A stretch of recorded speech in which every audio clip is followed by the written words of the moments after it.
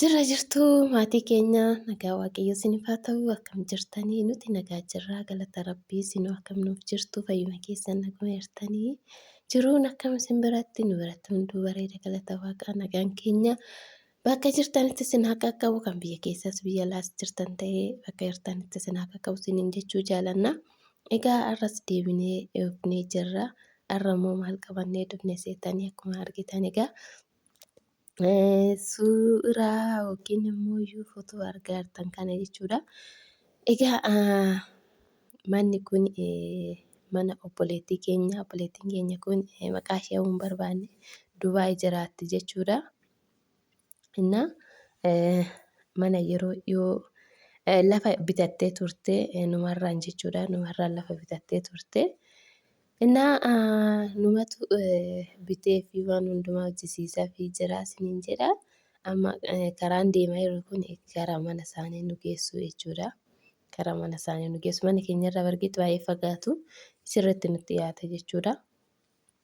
Innaa kanaafuu immoo baay'ee tokko dassi nama jira dhugaa dubbachuudhaa fi gizee sana lafa waagaa rikkaashaan bitame jechuudha. Lafti sun 250,000 bitame kaaree 6 fuulduraanis hin jira jechuudha.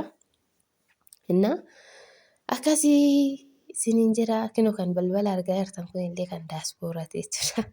Abbaan mana kanaa suudee jira ture jira jechuudha abbaan mana kanaa. Innaa kanaaf kun immoo iyyuu jechuudha kan amma isinitti agarsiisaa jiru suuraa viidiyoo jalqabaatirra jiru kun numatu bitee numatu sarraatanyaa qaxaree fi waan hundumaa hojjisiisee fi innaa lafti guddaadha fuuldurattis ni qaba garuu qorqoorroo kan itti axxiramee fi meeshaatu keessa jira akka sibirtuu simintoon hin jira akka muka minamina wanta baay'eetu keessa jiran beektanii meeshaa manaa kanaaf akka namni seenee hin fuunee fi axxirii itti axxirame kunoo lafti hin jira jechuudha. Fuulduratti garuu hundaa miti bakka kunoo lafa biyyee fakkaatu sanitti hojjeta jechuudha. Innaa obboleettiin keenya galannoo haqafaa ta'uu xaarii ishee biyya ormaatitti lafa hin balleessinee kinoo kanarra godhatte dhugaa manni kun jechuudha.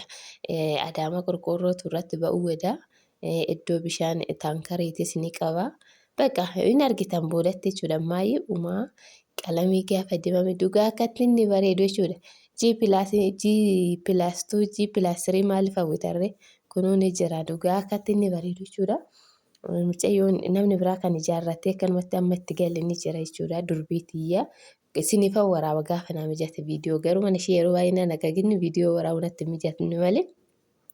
Innaa kan obboleettii keenya kunillee dhugaa qalaalan bareedu jechuudha. Fuulduraanis koloniin ejjetee jira. Waan hundumtu keessa dhumee jira jechuudha. Koornisii jimsameen hojjetamuu fi akkuma argitan haga shumburaa girfii garafamee jira jechuudha. Girfiin isaatis hundumtuu uumee jira alli. Innaa xiqqoo kanaaf girfii fuulduraa irra deebisuu barandaa.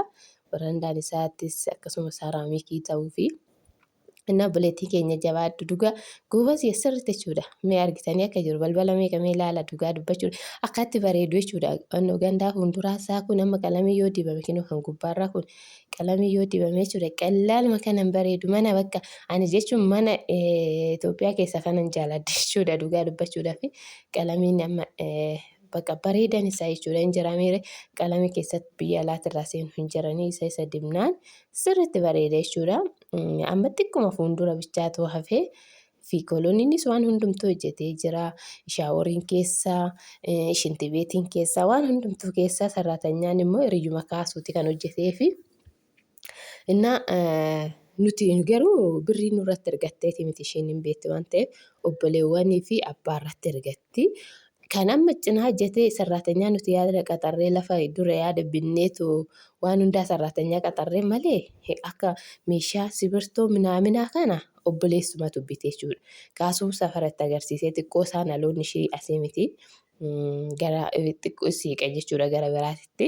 Innaa kaasuun itti agarsiisee waan hundumaa obboleessi bitee abbaa wajjin abbaanis ni jira. Meeshaa numa bira guutanii jechuudha. Numa bira suuqii naqatanii.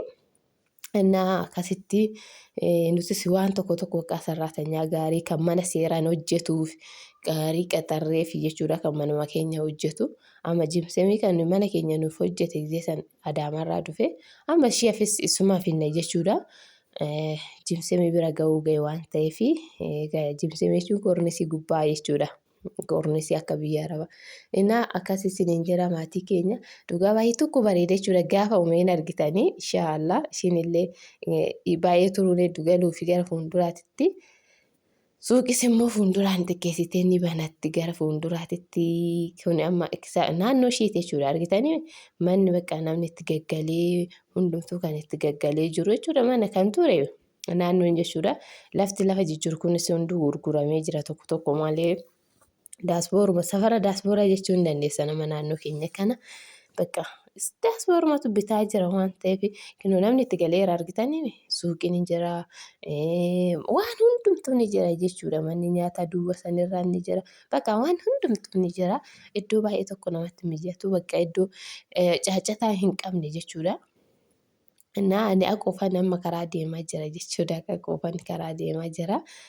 Naannoon kunniin hoggaa bargeetti ganaa daandiin nuti asfaaltii ta'uu waan ta'eef isiniin jira. Inni akkasii baay'ee tokko namatti tolaa dhugaa baay'ee tokko ani desna jedhee geeru bakka ishee nagaan itti galchuu nagaan itti galchee moota daariin qabdu nama bultii godhatee nama keessa jiraatee daa'ima itti horatu waan naa godhuu fi isiniin jira. Egaa akkanoo kan argitan kunillee jechuudha. Kana jechuudha laala. Abbaan mana kanaa ture garuu Suudi Arabiyaa jira jechuudha. Abbaan mana kanaa manni garuu xumuramee jira. Daama qorqoorroo keessa isaa. Abbaan isaa garuu hin gallee xiqqoo abbaa manaatiin ol labaniitti balaa sanitti aariin waan baay'ee nama go'a waan ta'eef aarii sanirraa kan ka'e biyya Arabaatitti turte jechuudha obboleettiin keenya.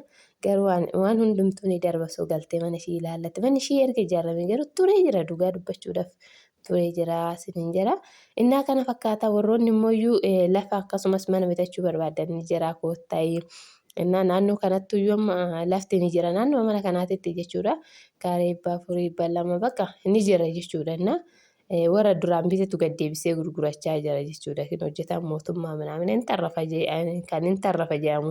Amma naannoo kanatti kan duuba mana kanaatitti jechuudha. Duuba mana obboleettii kanaatitti manuma isheetti taa'anii namni itti galee jira ijaaratanii kunoo isaa walittis qorqoorroo mana qorqoorroo sanittis galanii jiran bakka fuulduraanis itti galanii jiranii gara naan bichaadha malee gara naan immoo kan ishee waan ta'eef hin galle. Innaa marsamee jira jechuudha. Iddoon immoo namatti mijata sirriitti jechuudha. Immoo iddoo keenyarra iddoo naannoo kana qal'aa desna hin jedhu bakka ogadillee baanii desna jedha bakka meelaa akkatti bareedu. Laftiiwwan kun gimmaanyi irraa gurguramee jira jechuudha. Innaa kanaaf immoo muraasa argitanii bakka manni marsee jira. Lafti akkana bakka lukaan gad ejjetan hin jiru sanii achi. Dhugaa dubbachuudhaaf hundumtuu daasbooraa biyya Arabaatiitu Itoophiyaa ol kaasaa jira dhugaa dubbachuudhaaf. Manni gaarii daasbooraa fi warra baankii biratti argama. Warri baankii fi daasbooraan baay'ee dhugaa dubbachuudhaaf warra baankii xixiqqoo kan warra daasbooraa caalu mana istaayiliyaan baankonni sirriitti mana gaarii ijaarratu. Innaa lammaffaan daasbooraa kun hojjetaa mootummaan doktorri mana gaarii qaba kan jedhan tokko nageenya poolisiis nageenya dhugaa dubbachuudha. Bakka baankoota warra baankiin waan bituuf ta'ee ani hin beeku dhugaa mana gaarii qaban jechuudha. Akka obboleessa kiyyaan ba'utti mana mirtii qabu bakka mana ijaarrataniin isaanii fi warra daasbooraatti daasbooraan bakka warra biyya Arabaa jira shamarran jechuudha. Goobaziidha tokko bakka harkumaa onnoo jedhanii maatiin harkaa balleesse abbaan manaa harkaa balleessa malee mana gaarii kan ijaarratu baay'eetu jira jechuudha obboleewwan keenya. Innaa ani viidiyoo isin waraabu malee dhugaa dubbachuudha naannoo keenya kanaaf siikee bakka kan biyya Arabaatti galan ijoollee wal baran nama baay'ee garuu yuutuubiin hojjetanii inni viidiyoo isin waraabne amma naaf mijatu yeroo baay'ee gadi ba'uuf. Akkuma isin jedhe mana keessa asitti qe'eetti waan hojjetuuf hojii ajiree baay'ee natti mijatu malee mana mirxii kan itti ijaarratee itti galee dhugaa bara kana keessa baay'eetu galee jira. Innaa baay'eetu jira isin jechuu barbaadetanii akkasii maatii keenya sagalee isinitti hin baay'isuu baay'ee das nama jira dhugaa obboleettii keenya waaqayyo fi dasii baasus illee nagaatti si agarchi mana keetitti siin jenna. Warroonni immoo bitachuu barbaadan lafas ta'ee manas ni jira. Garuu akkanatti ijaaramee manni waaqaan isaa ol ka'a malee. Ni jira koottaayii isiniin jechuu barbaadetanii innaa nagaa naaf taasisan jaaladhaa viidiyoo keenya immoo sheer sabskiraayib laayikii gochuu hin dagatinaa maatii warri nuun taane maatii nuuf taa'e isiniin jennaa chaawu.